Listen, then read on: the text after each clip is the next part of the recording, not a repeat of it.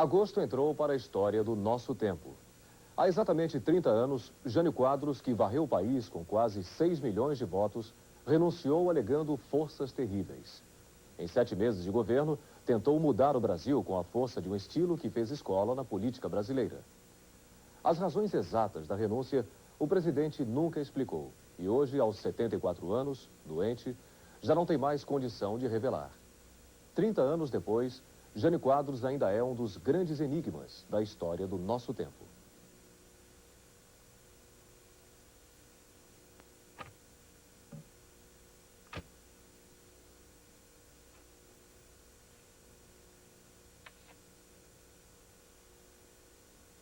'61 foi o ano de Jânio Quadros e de John Kennedy, varrido da Baía dos Porcos pelos cubanos. Fidel estava na moda. Sartre era o guru e os intelectuais acreditavam na revolução.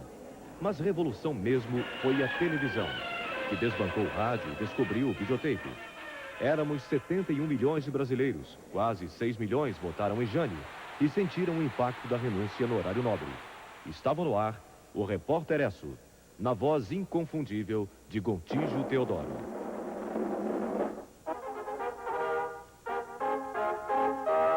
E atenção, informa o seu Repórter Esso, testemunha ocular da história em edição extraordinária. O presidente Jânio Quadros acaba de pedir demissão. Em carta levada ao Congresso por um auxiliar de confiança, o senhor Jânio Quadros expõe os motivos que o levaram a tomar esta extrema decisão, acrescentando que o faz em caráter irrevogável. A nação estarrecida aguarda a decisão do Congresso Nacional sobre o assunto. A minha emoção foi muito grande ao noticiar a renúncia do senhor Jânio Quadros à presidência da República. Não só porque estávamos realizando um trabalho jornalístico à altura daquilo que o público brasileiro esperava da nossa TV Tupi e do Repórter Esso, mas também por se tratar de um fato que iria entrar para a história do nosso país. A renúncia foi uma das muitas frustrações de agosto. O que lhe lembra o dia 25 de agosto? 25 de agosto? Deixa eu ver, não lembra a morte do Getúlio Vargas? Outras frustrações vieram antes. A proibição do biquíni, moda recém-lançada. A ex-vedete do teatro de revista, Virginia Lani, lembra como era difícil tirar a roupa no governo Jânio. Vira e mexe, chegava uma caminhonete da polícia e dizia: "Ô, dona, isso aqui, a senhora me perdoa, mas está proibido, não sabe que isso está proibido?" Eu digo: "Eu não sei, não, eu sei que eu vou continuar usando, porque se eu me queimar agora vai ficar diferente." Uma mulher que lançou o biquíni do Viva a Virilha, que fui eu a precursora, não estava com esse biquíni, não estava de maiô, não estava de bumbum de fora. Eu tinha um bumbum muito bonito e eu não tenho culpa que por debaixo de um vestido cetim ele revelasse atrações sexuais a alguém, inclusive, sei lá, se é o próprio presidente. Então aqui está a nega Claudionô, vocês vejam que é um vestido midi, que era a época do midi também na época. Enquanto Jânio vigiava o vestido das vedetes e o maiô das misses, Yuri Gagarin dizia lá de cima que a terra era azul.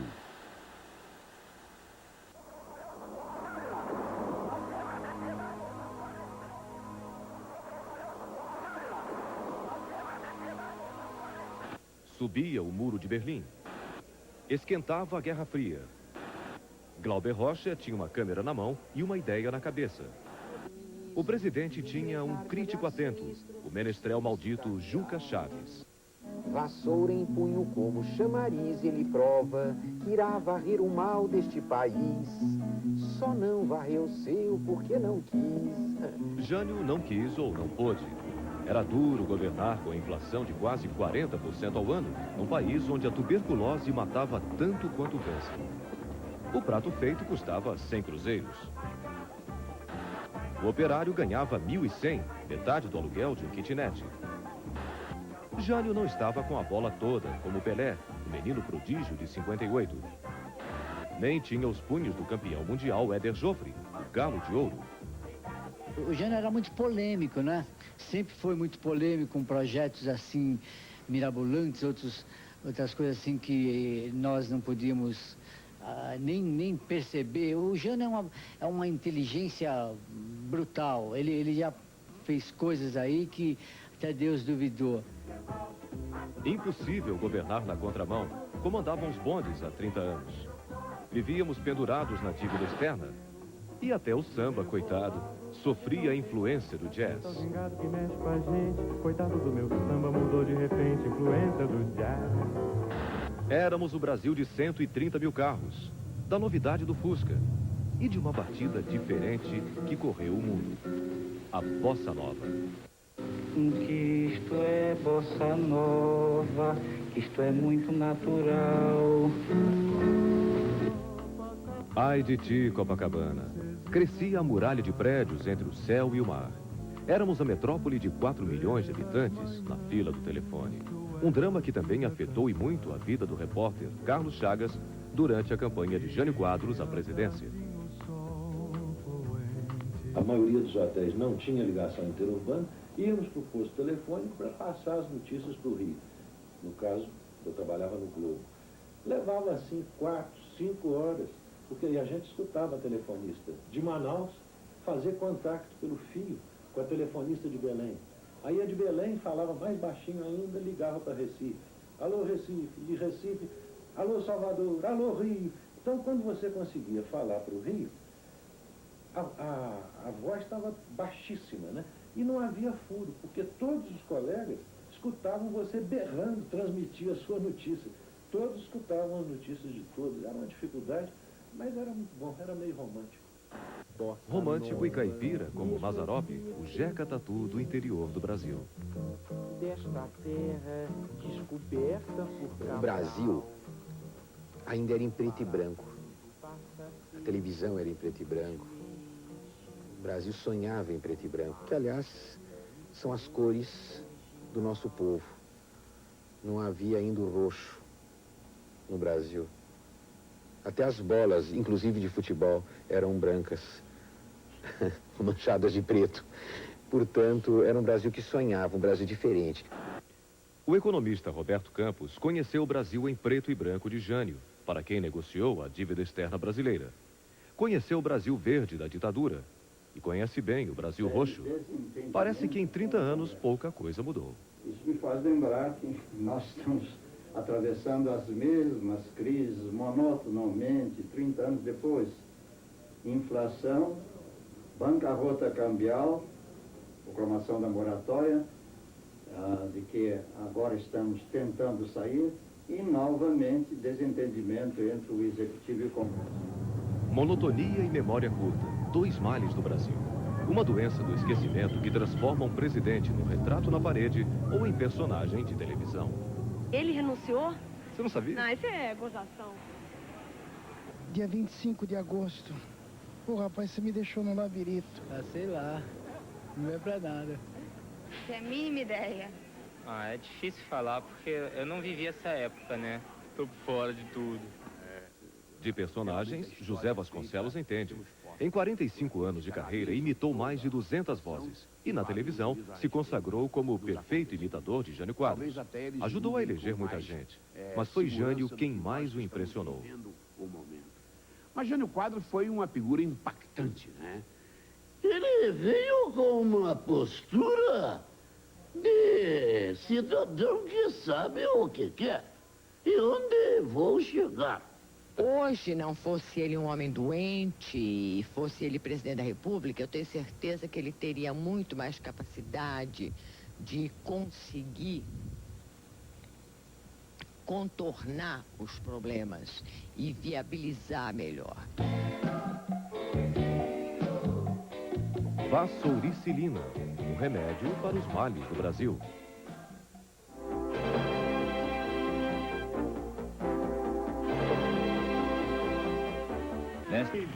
Não demora não, ele vem aí com a vassoura na mão. O tempo varreu o presidente, mas deixou um símbolo. Da vassoura, né? Velho da vassoura. Difícil esquecer este rosto. Esquálido, óculos fora do lugar, terno amassado, gravata torta. Jânio da Silva Quadros, matogrossense de Campo Grande, conquistava São Paulo com uma arma, a vassoura. O professor que virou vereador e prefeito começa a entrar para a história. No dia 3 de outubro de 1954, jovem, com apenas 37 anos, Jânio Quadros foi eleito com 660.264 votos, governador de São Paulo. Daqui, do Palácio dos Campos Elíseos, antiga sede do governo, onde hoje funciona a Secretaria Estadual da Ciência e Tecnologia e Desenvolvimento Econômico, Jânio Quadros, depois de um mandato que o projetou para o país inteiro, elegeu-se deputado federal pelo Paraná e iniciou sua caminhada para a presidência da República. Foi uma trajetória fulminante, conquistada com um discurso moralista que fez furor e arrasta até hoje 15 mil filiados do movimento janista em São Paulo. Jânio não negocia, não regateia, não faz troca, não faz barganha, nunca fez no seu governo. Essa atração tinha um nome, era o populismo de cara nova, que empolgou a UDN, o partido de Carlos Lacerda, das classes médias urbanas da oposição liberal. Cansada de derrotas, a UDN viu nele o Messias com cheiro de povo, capaz de enfrentar a máquina do PSD-PTB com o Marechal Henrique Lott e o PSP de Adhemar de Barros, que Jânio derrotou em 54. Era um quadro eleitoral confuso, como explica o então deputado do PSD, Valdir Pires, hoje no PDT. A rigor, você tinha 13 ou 14 partidos naquela ocasião, mas, sobretudo, digamos assim, 3 grandes partidos e um grande partido que tinha uma sede muito poderosa em São Paulo, que era o Partido Social Progressista do Adhemar de Barros. Os outros eram o PSD, um partido de centro-direita, com muita gente de centro-esquerda, e que era um partido muito vinculado, digamos, à realidade rural do país. A UDN, que era um partido urbano, da burguesia urbana, muito vinculada também às organizações financeiras e empresariais urbanas poderosas.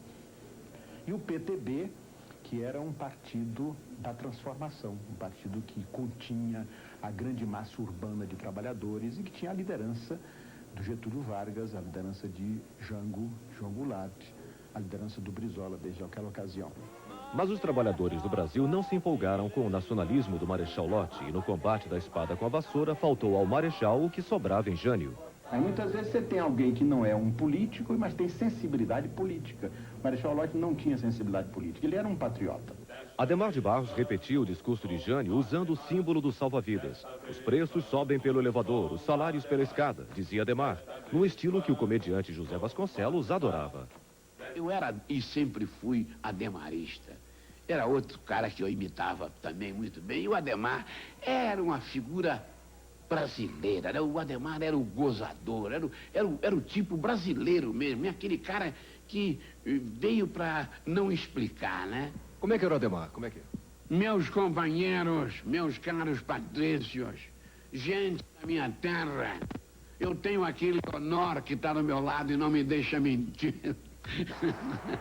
Mas o salva-vidas de Adhemar naufragou com ele na maré de votos da memorável campanha de 60. Valia tudo nas misturatas de Jânio. Uma guerra de faixas, símbolos, cartazes, carros e até bichos. O presidente Jânio Quadros saiu apoiado por uma máquina de poder. A velha UDN da época tinha uma presença nacional que o PSP da época não tinha. Essa máquina de poder liderava uma confusão de siglas e pequenos partidos e dissidências.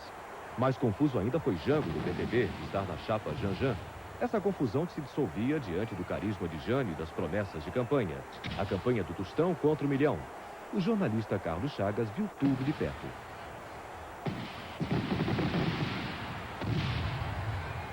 Porque naquela época, em 1960, o povo queria ver o candidato. A televisão valia muito pouco.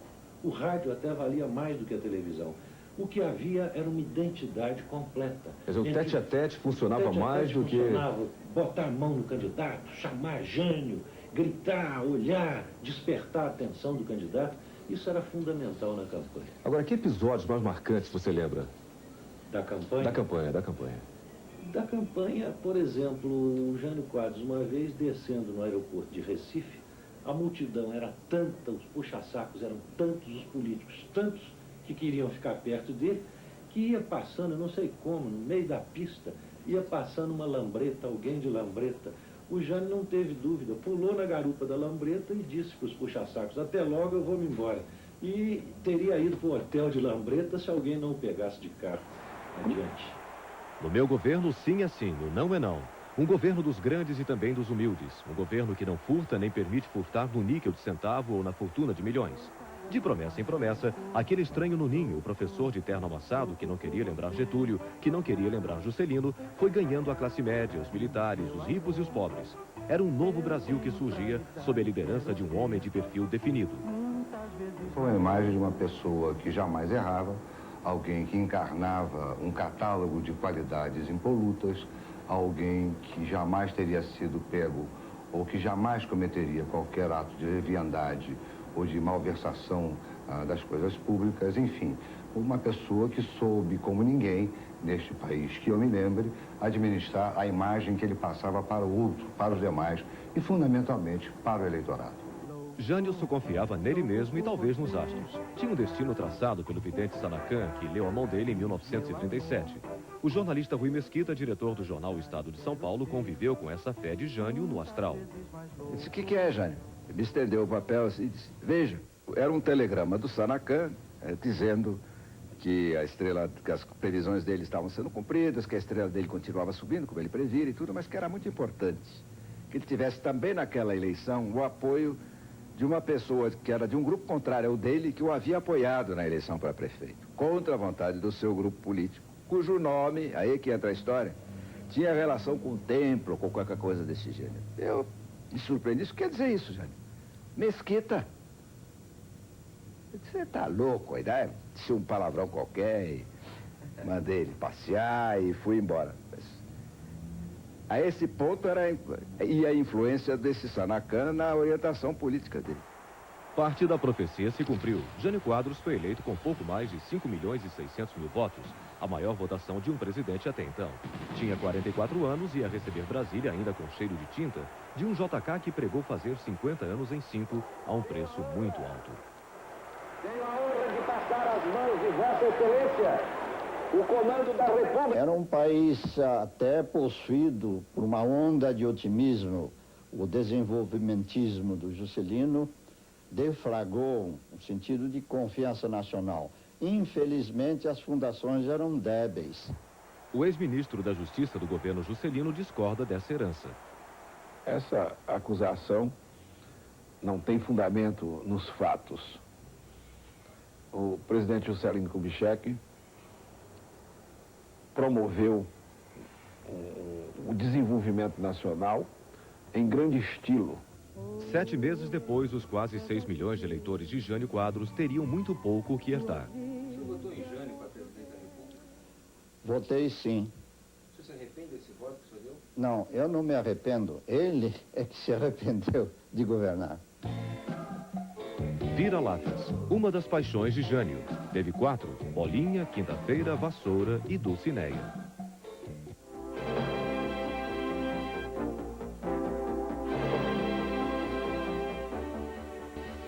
Momento certo. E sempre que você pretende construir, é imediatamente objeto de ataques os mais sueces, os mais rasteiros. Ou então você pretende construir obras faraônicas, obras ciclópicas. Ciclópico. O professor Jânio colecionou palavras difíceis no dicionário, que hoje é clássico. Coartado.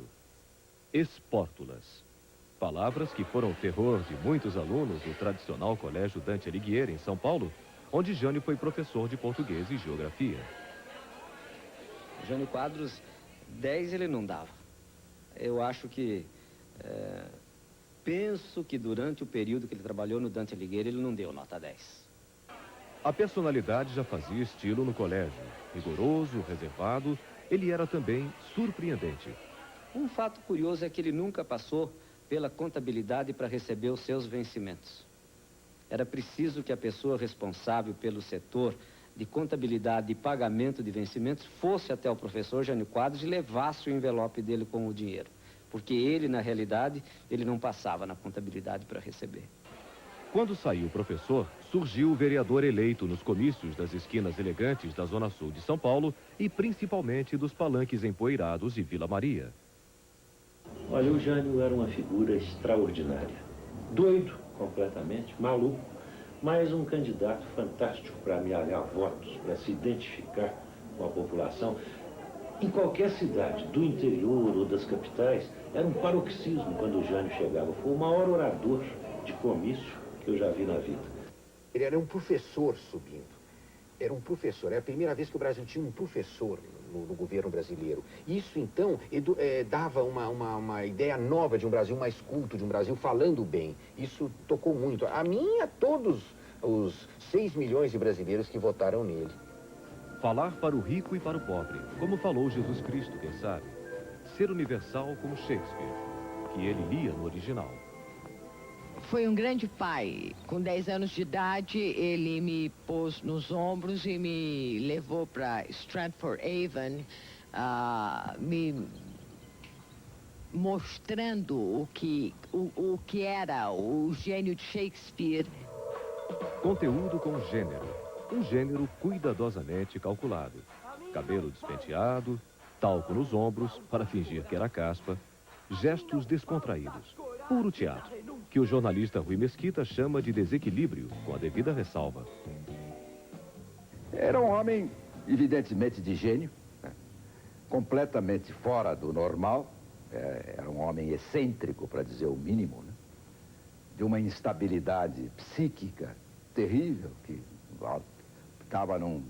era um ciclotímico que no mesmo dia podia ter 5 ou 6 ou 7 estados de espírito completamente diferentes. Né?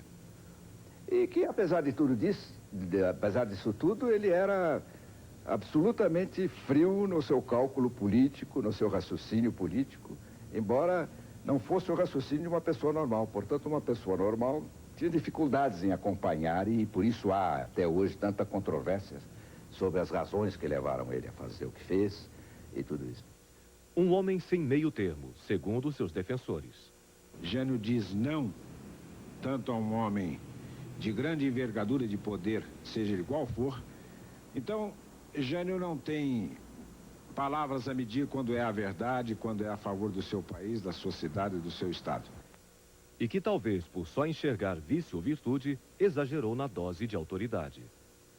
O senhor Jânio Quadros não se conformava em ficar enquadrado no figurino constitucional. Ele sempre foi uma alma de ditador.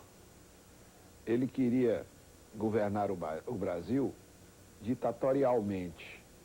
1.534 bilhetinhos que fizeram tremer ministros. O Jânio, 44 anos de idade, uma autoridade muito grande.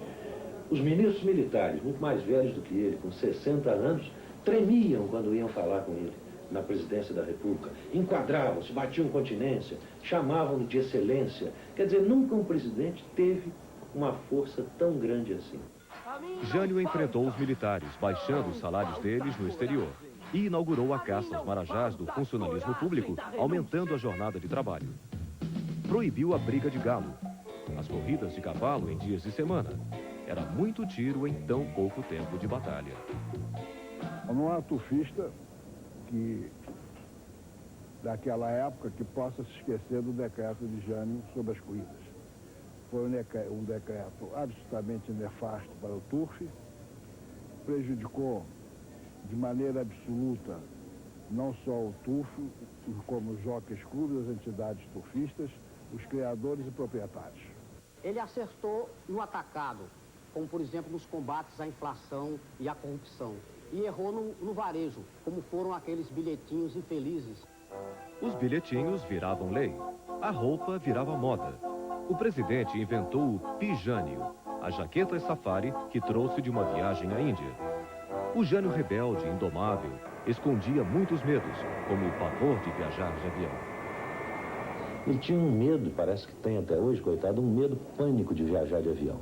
Então ele fechava a cortininha para não olhar lá embaixo, passava o cinto de segurança, segurava, agarrava-se à cadeira, quase não conversava, caneava também, ficava vermelho, vermelho. O DC-3 levava 4, 5 horas para ir do Rio a Recife, por exemplo. Então ele chegava já meio chumbado, mas tinha uma coisa, quanto mais ele tomava os seus uísques, mais brilhante ele ficava nos palanques. O motorista da presidência, durante os 7 meses de governo, afirma o contrário. A única bebida alcoólica que o presidente Jânio usava era uma cerveja Níger, na hora do almoço. E isto foi-me dito pelo garçom dele, que era Tomava só uma? Só uma, na hora do almoço. Como é que é o caso dos cachorros? Como é que é essa história? O caso dos cachorros era o seguinte: quando nós saíamos do portão do Palácio Alvorada, um bando de cachorro passava assim na nossa frente. E ele nos disse assim: cuidado, meus amigos, com os nossos irmãozinhos do mesmo reino. E isto me calou fundo, que até hoje eu jamais esquecerei disso. O ex-chanceler de Jânio, Afonso Arinos, foi mais longe. Criou uma legenda célebre. Jânio era UDN de porre. Verdade ou mentira, o certo é que o presidente tinha crises de depressão e gostava de chorar. Mas até o choro de Jânio era polêmico. Eu estava fazendo uma entrevista com ele, fiz várias perguntas e deixei a última indagação para o final. E lhe perguntei o seguinte: o senhor acredita, doutor Jânio, na previsão de um astrólogo segundo o qual o senhor não completará o seu mandato na presidência da República, porque, a semelhança do que aconteceu com o presidente Lincoln nos Estados Unidos, o senhor vai ser nela assassinado? Ele então deu bruscamente por encerrada a entrevista e começou a chorar. Na antessala, eu me encontrei com o deputado Emílio Carlos e lhe narrei o episódio. Imagine, doutor Emílio, que o doutor Jânio acabou de me receber muito bem, eu lhe fiz a última pergunta e ele começou a chorar. O deputado Emílio Carlos então me tranquilizou. Murilo, não se preocupe com isso, porque o Jânio curte essa espécie de horror de chorar por causa do Lincoln. Já vi meu pai chorar inúmeras vezes.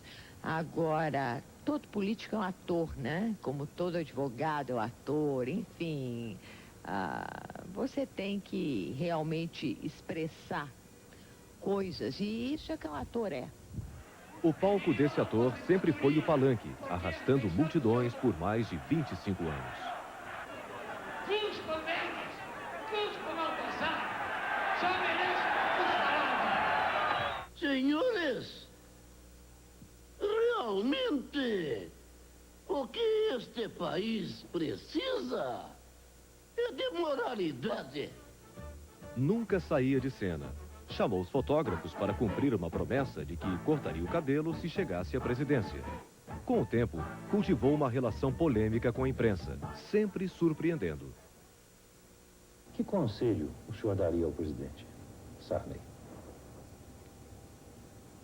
Eu tenho a impressão de que sugeriria ao presidente sacudir a árvore. Há muito fruto podre pendurado nela. Acabou a entrevista e eu fui gravar as perguntas no contraplano. Então, no contraplano, eu pergunto: presidente, e a sua renúncia? Ele não entendeu direito, que era só para mexer com a boca e não responder nada, porque a resposta já tinha sido dada, e começou a falar sobre a renúncia. E foi um fato inédito, porque ele aí explicou realmente a renúncia. A senhora foi... Por que a senhora insiste em falar comigo, então? Por que não vai embora? Esse dom da fúria que fez tremer ministros e empolgou os descamisados em 61 teve troco. Uma foto, prêmio ESSO em 62, captou o instante mágico do criador traindo a criatura. Outras paixões de Jânio: Chaplin, Lenin e Lincoln. O DN e partidos menores. Arregaçou as mangas e anunciou um combate sem trégua à inflação. Congelou os salários e começou uma faxina geral na máquina administrativa. O rombo no governo era de 200 bilhões de cruzeiros e o Brasil de JK precisava continuar crescendo no mesmo ritmo. Todos precisavam pagar e o preço foi muito alto. Jânio, mais uma vez, exagerou na dose e, numa cruzada anticorrupção, respingou acusações em JK e até no seu vice, João Goulart. A política de austeridade subia pela escada, os preços subiam pelo elevador. Jânio empurrava o Congresso com a barriga e vice-versa, no estilo que começava a cair no ridículo. Vocês se recordam dos famosos bilhetinhos do Jânio? Um deles proibindo o uso do biquíni. O presidente só conseguiu agradar ao FMI renegociando a dívida externa de 2 bilhões de dólares. O economista Roberto Campos, um dos negociadores, diz qual foi o erro de Jânio Quadros. Eu diria que Jânio Quadros é um gênio intuitivo, que tinha, entretanto, um desequilíbrio emocional. Se Jânio acertou as contas com o fundo, comprou uma briga com os Estados Unidos ao abrir os braços para os países comunistas. Era política externa independente, talvez para abafar os erros internos. O cenário internacional importante para o Brasil não eram os países africanos, não era a América Latina. Era realmente o primeiro mundo do qual derivávamos financiamentos, principalmente os Estados Unidos, que nos tinham apoiado muito na negociação, na renegociação da dívida. E esses países ficaram perplexos com essas gesticulações hostis de política externa. Nesta carta, o líder soviético Nikita Khrushchev agradece o bom relacionamento com o Brasil. Em busca de investimentos, o presidente até condecorou o então ministro da Economia de Cuba, Ernesto Che Guevara. No auge da Guerra Fria, Jânio joga mais lenha na fogueira, empolgando a esquerda, traumatizando a direita. Entra em cena o demolidor de presidentes, o aliado de primeira hora da UDN, o governador da Guanabara, Carlos Lacerda. Lacerda quer falar com o presidente no Alvorada. Não consegue, mas denuncia que foi convidado pelo ministro da Justiça, Oscar Pedroso Horta, para participar de um golpe com Jânio. Um dos maiores amigos de Lacerda tem uma versão para o episódio. Segundo a versão do Carlos, o Oscar propôs a ele, Carlos, a participação nesse golpe, que seria um golpe para modificar, com a pressão dos militares, etc. e tal, a Constituição para fortalecer os poderes do presidente da República. Até agora, a conversa não ficou entre quatro paredes. O governador da Guanabara vai à televisão. O incêndio estava consumado. O amigo de Carlos Lacerda conta como tentou evitar aquele tumultuado 24 de agosto. Esteve aqui no jornal antes e nós dissemos isso para ele: Carlos, não conta isso, porque é o que ele quer. Se ele não quisesse que você contasse, ele não contaria para você. Conhecendo você como todo mundo conhece, ele sabia que você ia fazer isso. E o Carlos se conteve nesse dia, dizendo para a esquerda que o provocava: se eu pudesse contar para vocês o que eu ouvi do presidente, o que ele está tramando. Um dia depois ele foi e disse. Na sexta-feira, 25, Jânio acordou cedo. As malas estavam prontas. A cerimônia do Dia do Soldado era mais uma cerimônia militar. Mas ao entrar no carro, esta seria a última foto do presidente Jânio Quadros. E dali se retirou para o Palácio do Planalto, onde comunicou aos senhores Quintanilha Ribeiro e Oscar Pedroso Horta a sua decisão de renunciar. Eu soube dessa decisão através do jornalista Carlos Castelo Branco, que era o secretário de imprensa da Presidência da República. Fui então para o Congresso e fiquei na antessala do senador Auro Moura Andrade.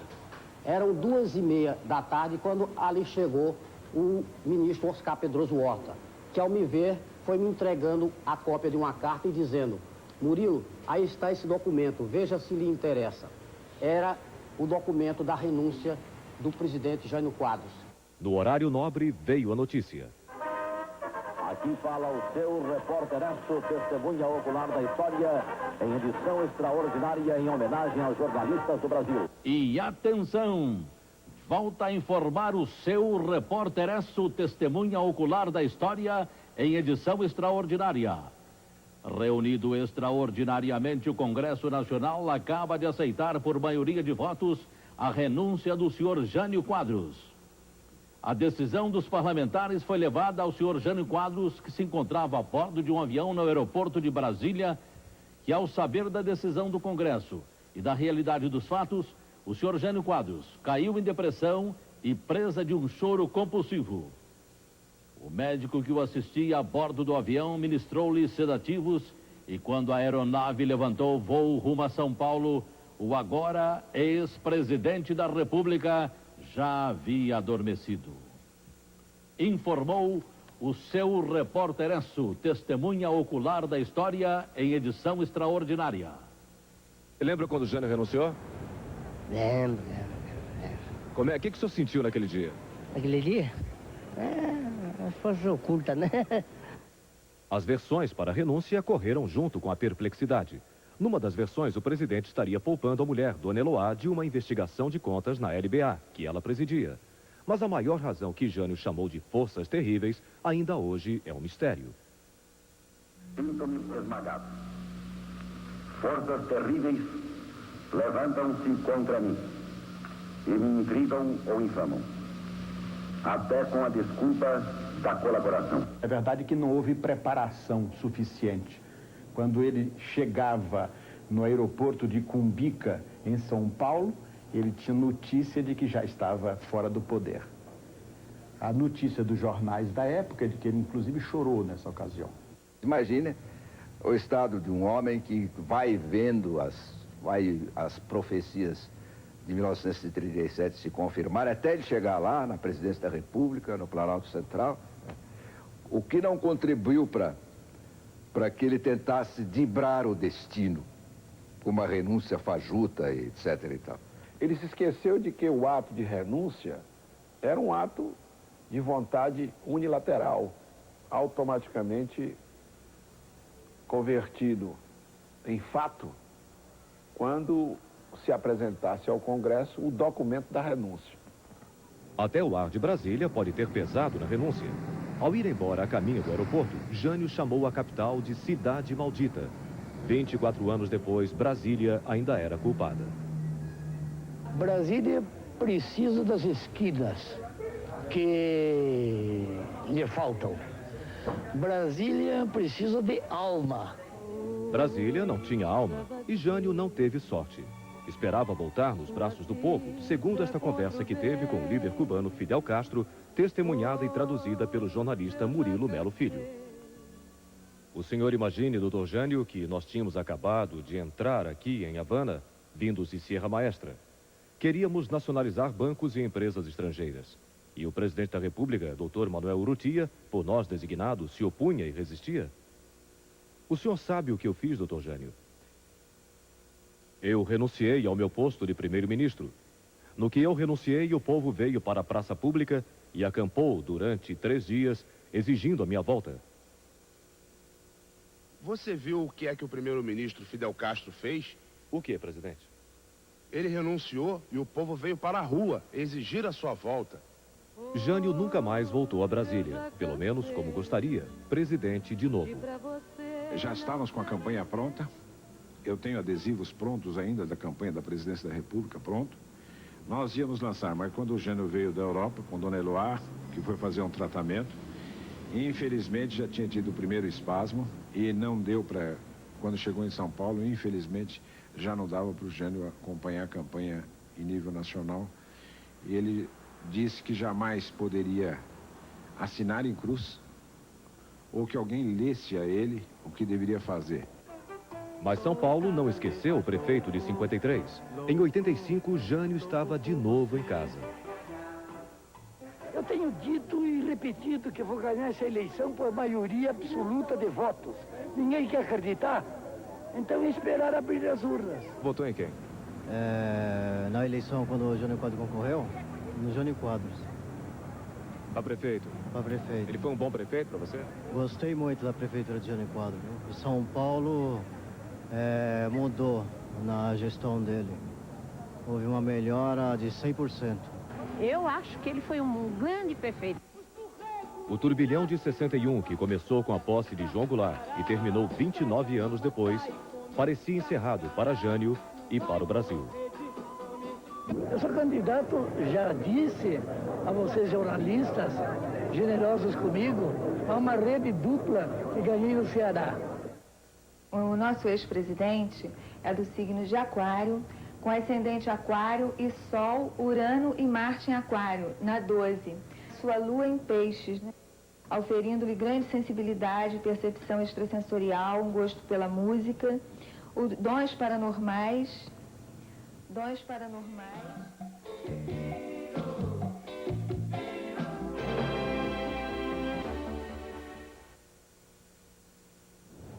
Eu lembro Terêncio, que dizia, sou humano e não afasto de mim nada que seja humano. Depois desta entrevista ao repórter Carlos Chagas, da Rede Manchete, o ex-presidente e o erudito da palavra certa na hora exata, calou-se.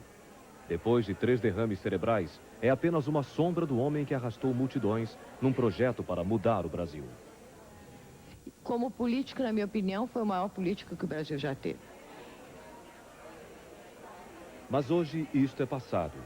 Como também ficou no passado a imagem do Messias de plantão, que junto com Dona Eloá, da varanda da mansão no Morumbi, Parecia sempre pronto para salvar de novo o Brasil, a qualquer momento. Hoje, o ex-presidente mora com a filha única, Tutu, neste apart hotel nos Jardins, em São Paulo, onde sobrevive como guru de velhas e novas gerações de políticos. Quando Jânio fez 74 anos, há 7 meses, eles vieram numa romaria nostálgica do Brasil que poderia ter sido e não foi.